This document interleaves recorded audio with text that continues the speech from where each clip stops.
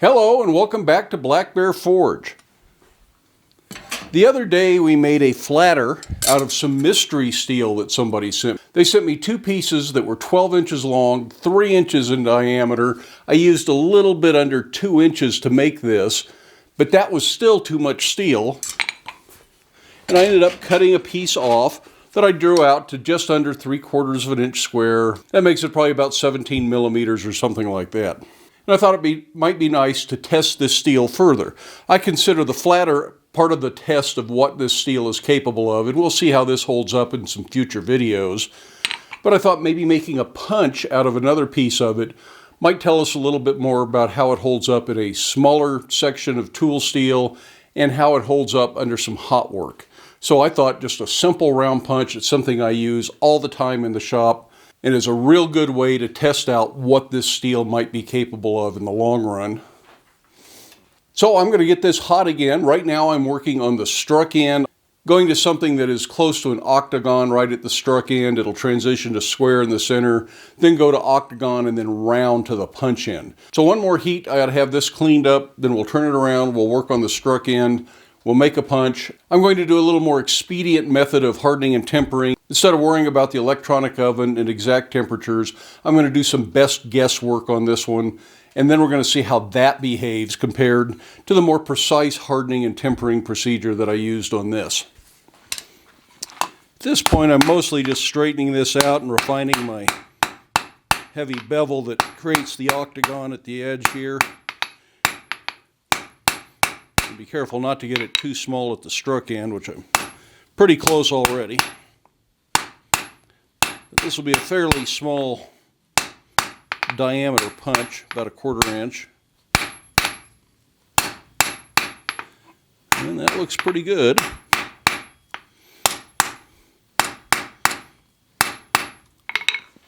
And this actually isn't a bad place to try out our flatter. Just helps smooth the material. Doesn't leave hammer marks.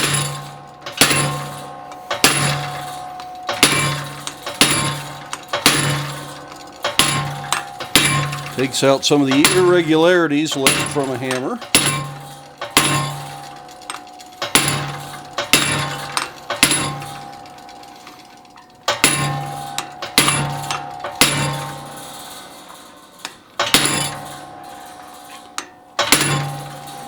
So that's what a flatter does. Now I want to draw this out to about 1/4 inch end.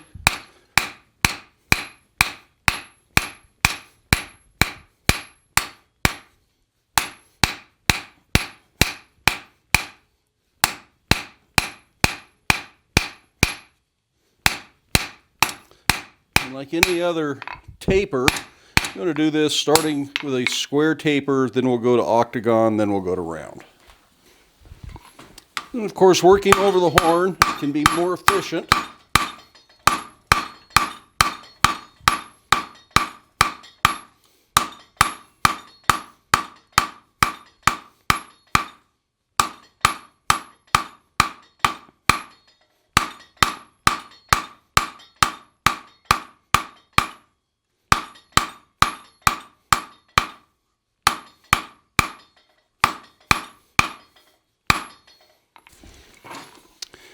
And I'll clean that up at the face of the anvil. Now this doesn't really need a real long taper, unless that's what you need. If you're going to drift with it, you might want a longer taper. I'm going to leave the center of this fairly even in the original square bar.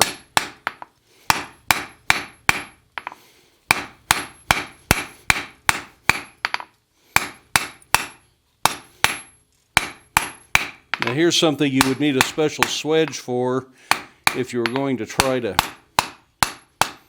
flatter it. So the flat spots work well with a flatter, but the round stuff doesn't work so well with a flatter. So we can go back and use a flatter right through here, but the tip will be round, so it won't do us any good. And I don't have a tapered swedge. Maybe we'll make one someday.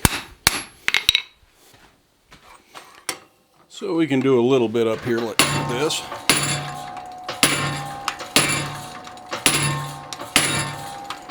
Remember, if it's a taper, lift up on the end so the taper sits flat.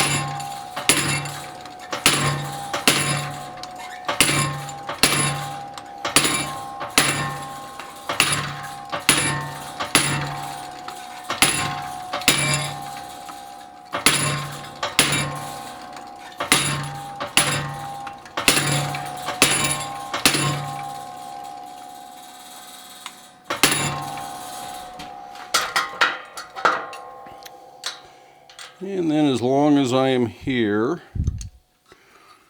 I will put my touch mark in there.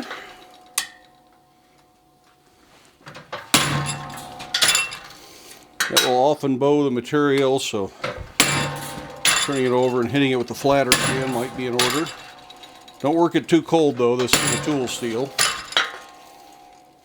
Now right now some of you are thinking, well, he's never used a flatter before when he's working on tools like this. Why is he doing it now?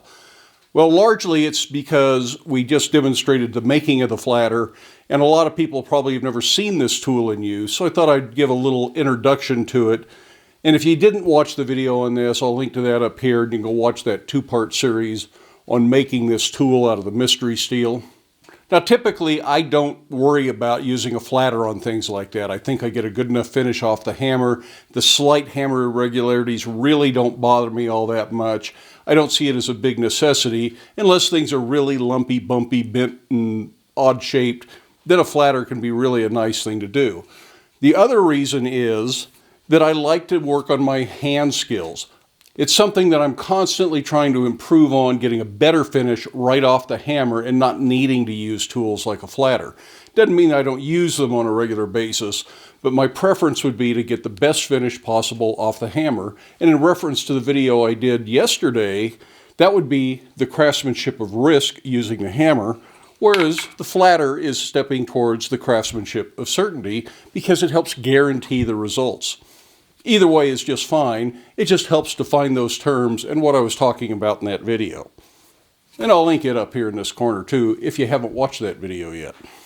So all that remains is to finish rounding up the very point and get it nice and round, and hopefully not screw up the straightening we did with the flatter.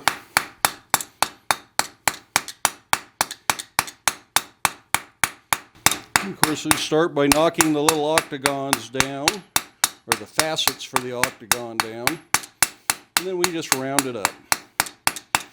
And this will certainly take a little bit of work with a grinder or some files to make sure it's perfectly round and a nice clean edge. But the closer you can get it with the hammer, the better off you are.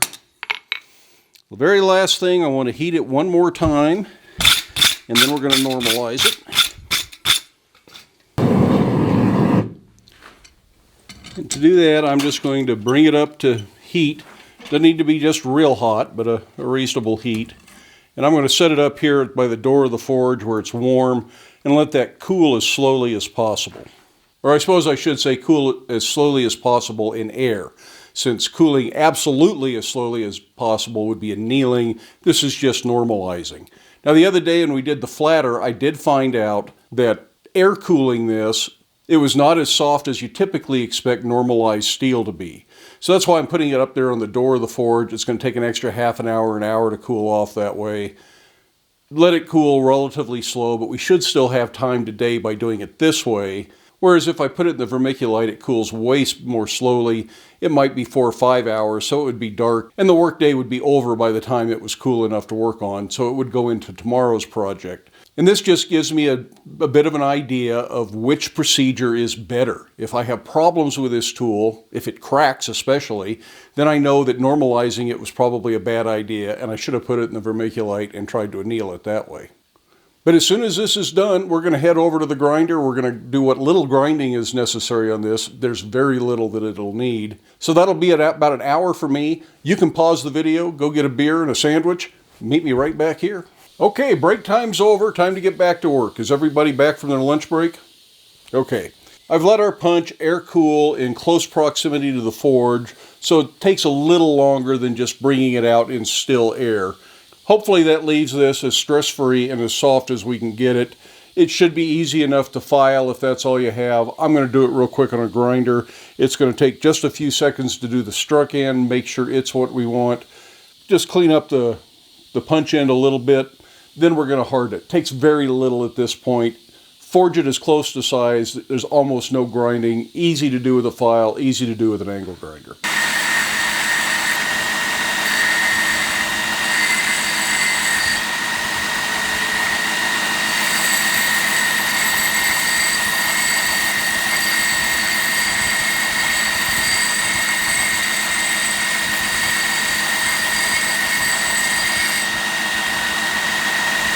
When we made the flatter out of this same steel, I brought it up to heat for hardening in the temperature controlled oven. I brought it up to 1500 degrees, and it seems to have resulted in a very good tool.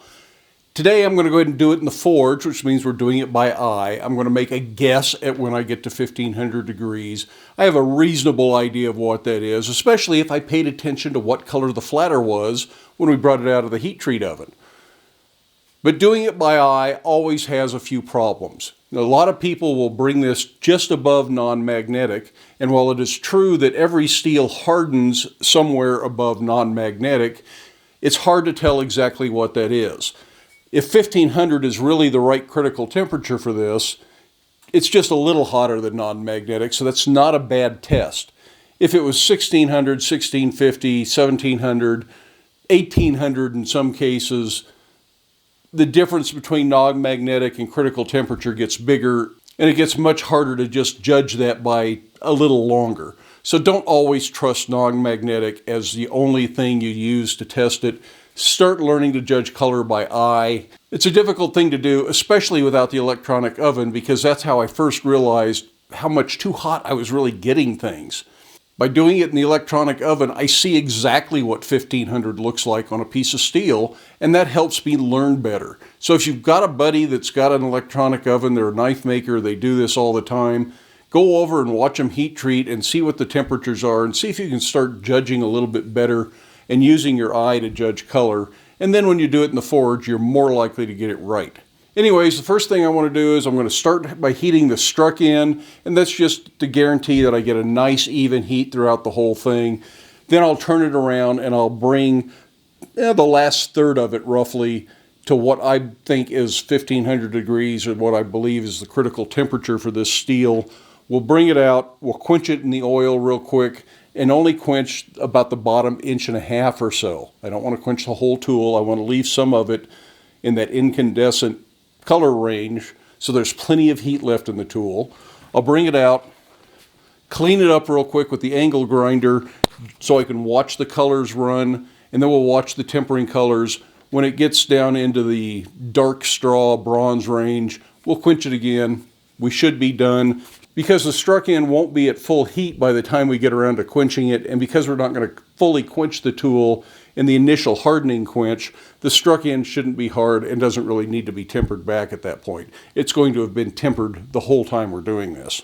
That just starts getting that to the right color. We'll turn it around. Now put the punch end in. Now this is about the color I'm looking for right at the tip, but I'd like it to bring it further back. But instead of just heating the whole thing up and getting the tip way too hot, I'm going to let this sit in the forge with it off for a little while, and that will help soak and make it for a more even color transition. I'm also going to put the bar I use for preheating my oil in there. I just get that good and hot and then put it in the oil. This has been in here for about 5 minutes now. And hopefully you can see that the color is evening out in this. So I'm going to turn the burner back on.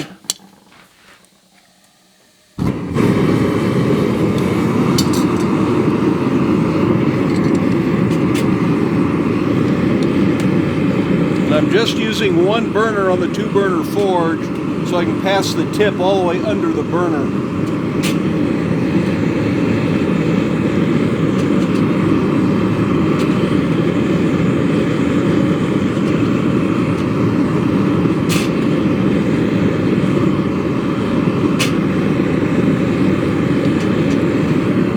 That's what I want. I'm going to real quickly quench just that last 1.5 inches or so.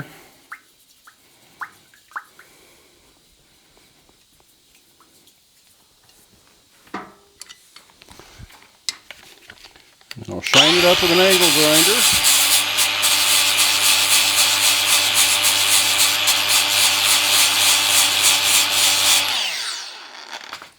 And you can already see the colors running quite quickly here. You can see up in here, here's the straw, the dark straw, bronze, peacock, blue, then a lighter blue, and then we get down into a gray. I want this color here to be more like down there. You see as it cools up here, it's moving much slower. And again, I hope you can see these colors.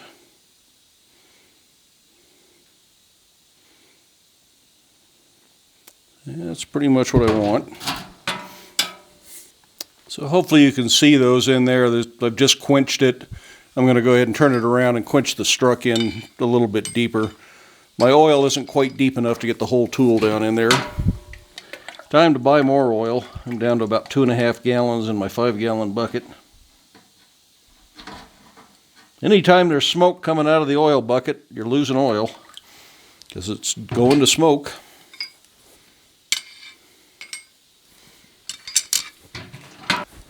So this should be a completely usable tool at this point. Because the oil is fairly warm, it's still a bit too hot to touch, but it's well below the tempering temperature. So it's okay to air cool at this point. Probably okay to water quench it, but I generally don't do that unless it's a water quenching steel. So let's get a little piece of scrap something hot in the forge, and let's try it out. When I say I don't quench it in water, it's just while it's still too warm to hold on to in the initial heat treat cycle.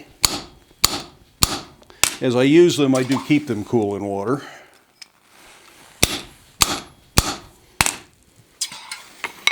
Now, I don't know that this is much of a test. Until you've punched 20 or 30 holes with it, you probably don't get a very good idea of what its longevity will be. But if it fails after this,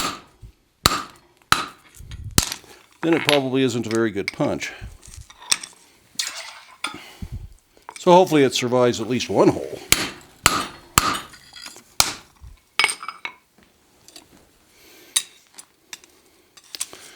And so it did.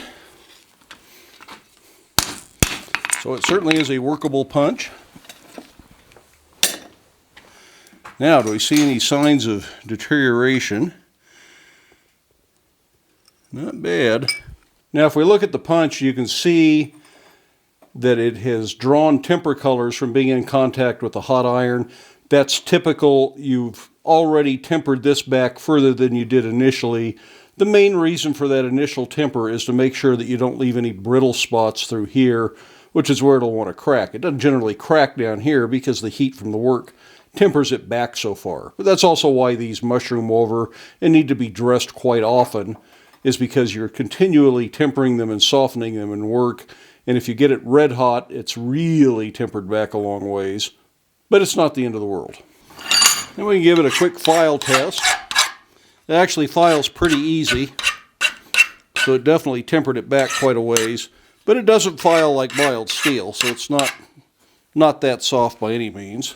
Now, in spite of the fact that we continually temper a tool like this and get it a lot softer than we might have really wanted it every time we use it, I still think it pays to harden and temper them properly to start with, because unless you are bringing this up to a red heat and getting it back up to the point that you're normalizing it again, it is still harder than it would have been if you'd never hardened it and tempered it in the first place. And of course, the rest of the tool being hardened and tempered, although nowhere near as hard as the punch end is, it still makes for a more durable tool. Otherwise, you stand a greater risk of bending and bowing a tool. Just don't get them brittle hard. Make sure this has been well tempered back or not fully hardened in the first place, and it should be a good tool. The struck end doesn't show any sign of wear after striking it, even though it was never fully quenched until after it was well below black heat. And the punch end doesn't show any mushrooming, so it hasn't hurt it any. Is it going to be a good hot work steel? Only time will tell. But those are the reasons that people like steels like H13 or S7 that are better hot work steels. H13 is a very good hot work steel. That's what the H stands for, is hot. And S7 is just a fairly good hot work steel. It's better than most other steels at hot work and has other properties that make it a desirable steel. But whatever the mystery steel is, seems to make a good punch. And it made a very good flatter as far as I can tell. And we will continue to use both the punch and the flatter, give them a more thorough test, and we can then form an opinion on what we really think of this material. I think I'm really going to like it. It forges relatively easy for a tool steel. The heat treating seems pretty reliable. So far, it seems to be working just fine. Again, time will tell for sure. But I'm fairly well impressed, and we will do a follow-up video on both of these tools in a week or so. And there's a reason that we're going to wait a week or so, and you're just going to have to tune in there if you want to find out what it is. How's that for a cliffhanger? So as I said, we started off with a piece of 5/8 square bar. It was about 7.5 inches long. That's about 16, 17 millimeters roughly. And 7.5 inches long is about 190 millimeters.